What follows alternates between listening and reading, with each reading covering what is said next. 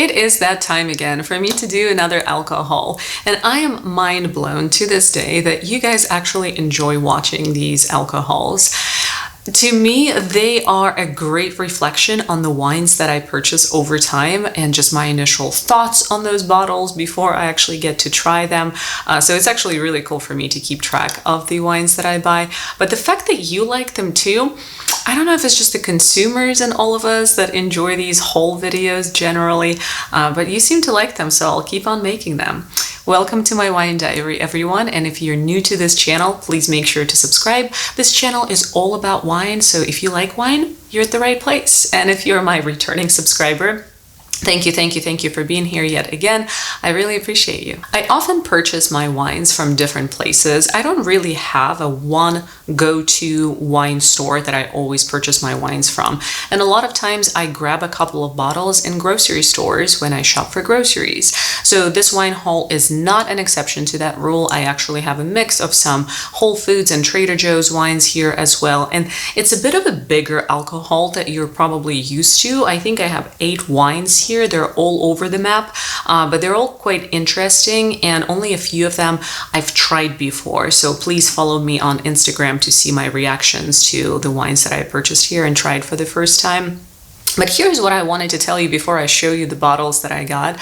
I guess the little preface to this alcohol, the wine haul of mine, should be the fact that it's just getting very hot where I live. And when the weather changes, so does my preference to specific wine styles. So when it gets hotter, I just gravitate to lighter wines, the crispier wines. So I actually drink less red wine and I drink more white wine and more rosé, some bubbly here and there. And then when the weather goes back to, cozy and chilly, that's when I start reaching for my bolder red wines, and that's what I normally drink. So with that said, the alcohol that you're seeing today mostly has non-red wines. Actually, I have a couple of red wines here. All of them are medium bodied wines, medium to full, so they're not really very bold and very full reds. And then the rest of them are white wines and rosés and a bubbly in there as well. That's just what I gravitate towards in the summertime, and it's already in the mid-90s outside. So yeah, it is what it is. That's the fun part about drinking wine, right? That we fluctuate, and the wine consumption actually has its own seasonality. And the first wine that I have here is actually one of the 3 wines only that I have in this alcohol that I've tried before. And this is a bottle of Côte du Rhône. This specific one comes from Trader Joe's. I've had it before and I really like it. It's one of those sessionable, I call them red wines, that just go pretty well with pretty much anything and everything, in my opinion. So you're not really obligated to have specific food with this red, and that's why I like Côte du Rhônes in general. They're much lighter on the palate than some of the heavier, fuller reds, so I really enjoy that. The next one here is the opener of my trio of Pinot Noirs that I got, and this one is an Italian Pinot Noir from Veneto, Italy. I've tried this one before, like I said. I really like it. The bottle is kind of neat. I really like this little history insert here. It's like a manuscript that you can unroll and read, which is really neat. It also has a marker for points here. I can't recall if I already said that it was from Veneto region of Italy, but this one is really good. I've tried it. The price point is fantastic. It's under $10, I believe, and it tastes really, really good. So when I talked about drinking lighter reds in the summertime, when it's hot, Pinot Noir is definitely my go-to. So wines like Beaujolais Nouveau, for instance, Pinot Noir, Côte du Rhône, so all of those are the ones that I gravitate to in the summertime when the weather is just brutally hot out. The next Pinot Noir is this one, and this one is a US Pinot Noir from Oregon. I have not tried it before, and I got it from Whole Foods. So this is how the bottle looks like. The price point on this one was a little bit higher. I believe it was around $15 or $17. So I'm having some high hopes for this one. 2022 vintage, and looks very promising to me. This next Pinot Noir was an absolute surprise to me, and here is why. One of the reasons why I love drinking wine so much is because I feel like you learn something with every bottle that you consume. Maybe not every bottle, but with a lot of new wines that you try, you also learn something new. And with this one, I definitely have. I had to have a geography lesson with this Pinot Noir. So if you look at the label here, it says Macedon Pinot Noir. And of course, I'm thinking, well, it's probably just the name because Macedonia does not exist anymore. Well, it actually does. I had to Google it, and here's what Google says. Apparently, Macedonia still exists today as a geographical region in Southeast Europe, and 50% of the region lies in Greece, and then 10% lies in Bulgaria, and then the Republic of North Macedonia occupies the rest. So it still exists. I thought it was an ancient empire, which I think it was once, but it still exists to this day. Mind-blowing. I know, this little geography lesson for all of you guys, just to show you this Macedon Pinot Noir that I got here. Though in the back of the bottle it says, named in honor of Alexander the Great, Macedon Pinot Noir comes from the birthplace of wine in the mountains of Macedonia, north of ancient Greece. I'm just mind blown. I don't know. Maybe I'm ignorant. You guys tell me if you knew that Macedonia still existed to this day. But I cannot wait to try this. This is super unique. The price tag was not super high. It was under $20. And I am really, really looking forward to trying this wine. The next two are rosé bottles. This one right here is Le Petit Renard.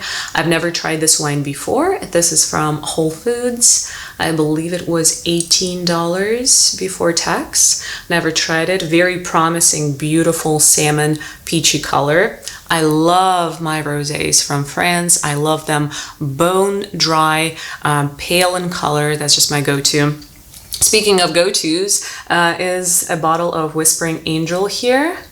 I know some people feel like there are much better rosés out there. To me, Whispering Angel has been the best for years, and although I appreciate some other rosés out there, Whispering Angel still remains to be my favorite one. If you have not tried it yet, strongly recommend that you do.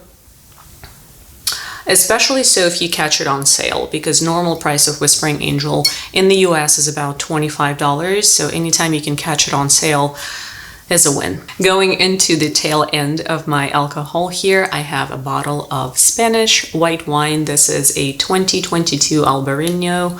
Albarino is another wine that I just cannot go without in the summer. This one specifically I have not tried before. It's from Whole Foods, and what I love Albarinos for is for how great they are. They're very affordable wines, so most Albarinos are out there are sold for under $15 or even under $10 sometimes, so this one was pretty affordable as well.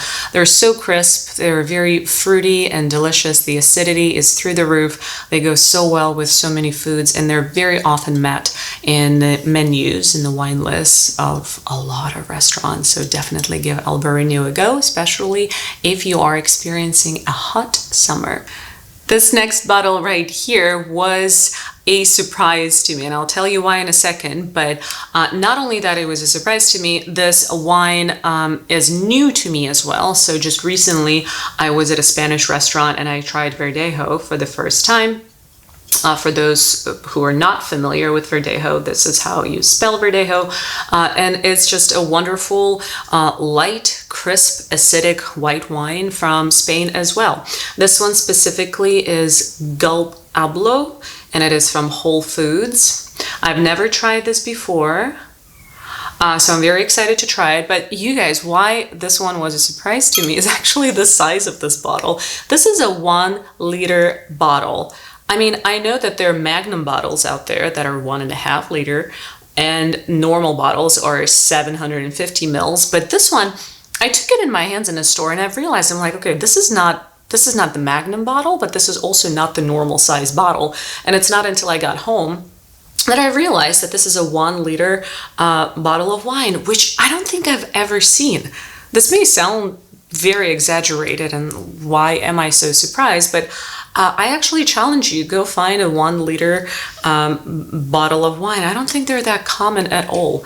Regardless, when I tried Verdejo for the first time in a Spanish restaurant that I was in, I really liked it. Similarly, so to Albarino that I just showed you guys. This is a very crisp, very refreshing, aromatic white wine from Spain. So give it a go. I haven't realized that my 3 closing wines are all Spanish wines. They Verdejo, Albarino, and surprise, surprise, a cava. I'm a cava girl. I really like cavas a lot. I don't do Prosecco's much often, and champagnes are just not an everyday bubbly for me. Not that I drink bubblies every day, but you know what I'm saying. So cavas are made in a traditional method, very much so like champagnes. So if you still haven't tried a cava sparkling wine from Spain, please give it a go. This one here is a new one to me. It's from Whole Foods. I believe it was around $17 or $18. It is a product of Spain. I never get disappointed with cavas. Knock on the wood. I hope this one is good too. But I am yet to get disappointed in a cava. They are so affordable. They're cheap a lot of times, like actually cheap. This one wasn't cheap, but it was very affordable too.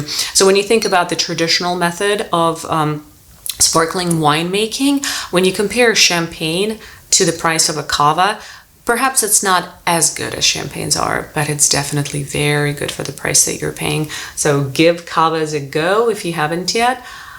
They are dry, they are floral, they are very aromatic and delicious, whether you make mimosas with them or just drink them straight.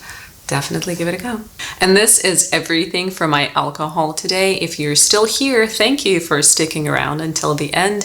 If you're new to my channel, please make sure to subscribe. Why not? And if you are not new to my channel, then give it a like, and I hope you like this video. If you tried any of the wines that I just showed you, let me know in the comments down below, and tell me what you like drinking in the summertime, especially when it's very, very hot outside. Do your preferences in wine change seasonally, or do they stay about the same? Very curious to know. Thanks again, and cheers everyone.